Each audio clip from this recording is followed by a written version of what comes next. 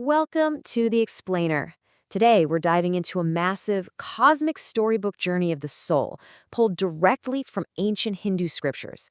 If you've ever wondered how these ancient texts map out the ultimate mystery of existence, well, you are absolutely in the right place. I want you to really imagine the very moment of your last breath. Science usually looks at this as the exact moment the physical shell fails. But, according to ancient Indian wisdom, this isn't an end at all. It's actually the beginning of a profound, highly structured transition. Here's our cosmic roadmap for today. We're going to cover the last breath, the 13-day transition, judgment and the underworld, the cycle of rebirth, and finally, achieving ultimate liberation. So let's just jump right into Section 1, the last breath, leaving the physical shell. To really wrap our heads around this, we have to turn to the Garuda Purana. This is framed as a sacred conversation between Lord Vishnu and his divine vehicle, the Eagle King Garuda. And it tells us exactly what happens the very second the life force, or prana, leaves the body. Now, what's totally fascinating here is the sheer scale of it all. The text describes that immediately after death, the soul doesn't just shoot off into the cosmos. No, it actually shrinks down to about the size of a thumb, and it hovers right near its old physical body. Just imagine that, hovering over your own body, completely invisible to your grieving family. And in that eerie, detached moment, two commanding, powerful messengers of death, called the Yamadutas, arrive to take charge. Which brings us right to Section 2, the 13-day transition, or as I like to think of it, a spiritual construction project. During these vital first few weeks, the soul is wandering as a confused, formless spirit called a preta. It's incredibly disorienting, so the family actually steps in to help. Over the first 10 days, daily offerings of rice balls act as this kind of spiritual technology to literally build a new subtle body for the soul, starting with the head on day 1 all the way down to the feet. Then on day 11, the family offers great gifts, think umbrellas and shoes, to give the newly formed souls some travel gear for the harsh spiritual road ahead.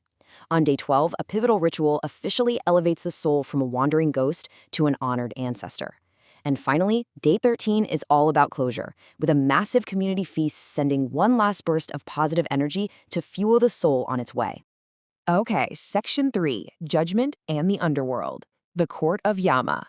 See, after those 13 days, the family goes back to their lives. But for the soul, the trek is just beginning. You go on this grueling, year-long trek covering over 1 million kilometers across 16 different spiritual cities. And when you finally arrive at the magnificent court of Lord Yama, the god of death, the divine scribe Chitragupta is waiting for you. And he doesn't just skim your resume.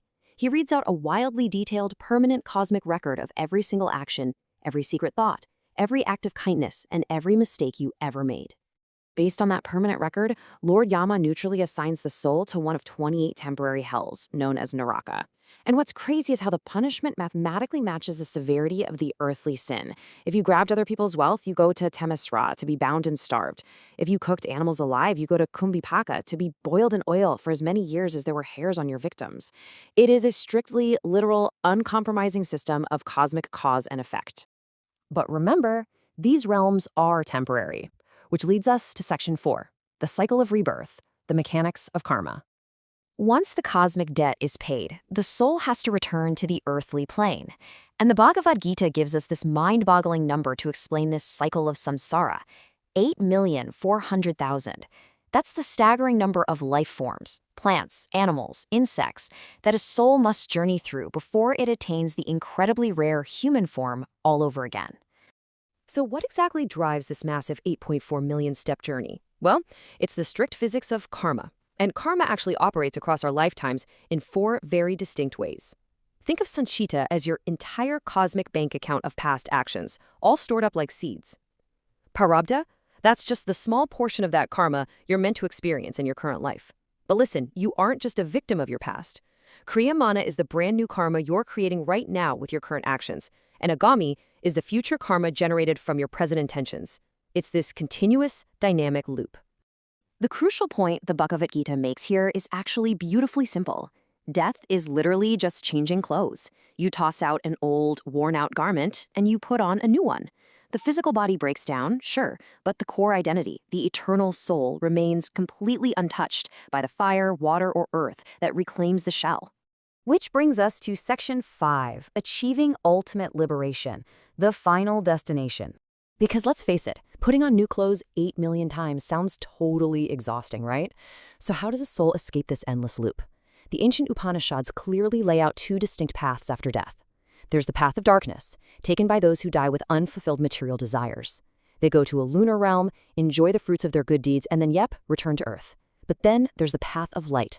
Achieved only through deep self-knowledge and freedom from desire, this path leads straight to the Supreme, to Brahman. And from this path, there is no return. To actually achieve this ultimate liberation, or moksha, you have to realize that you're wearing 3 layers of clothing. The gross body is just the physical flesh that dies. But inside that is the subtle body, which carries your mind and karma to the next life. And even deeper than that is the causal body, the actual seed of ignorance.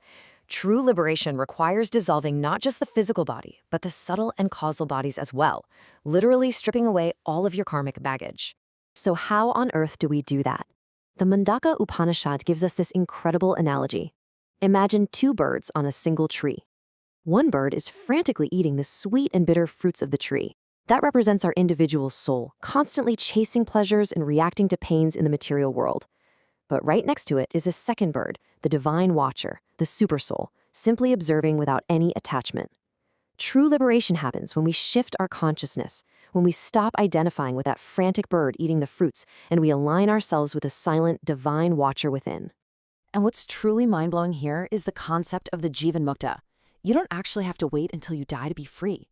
If you can achieve that realization that you are not the body but the eternal divine watcher while you are still breathing, you become a Jivan Mukta, an enlightened being. For someone like that, the moment of physical death is entirely different.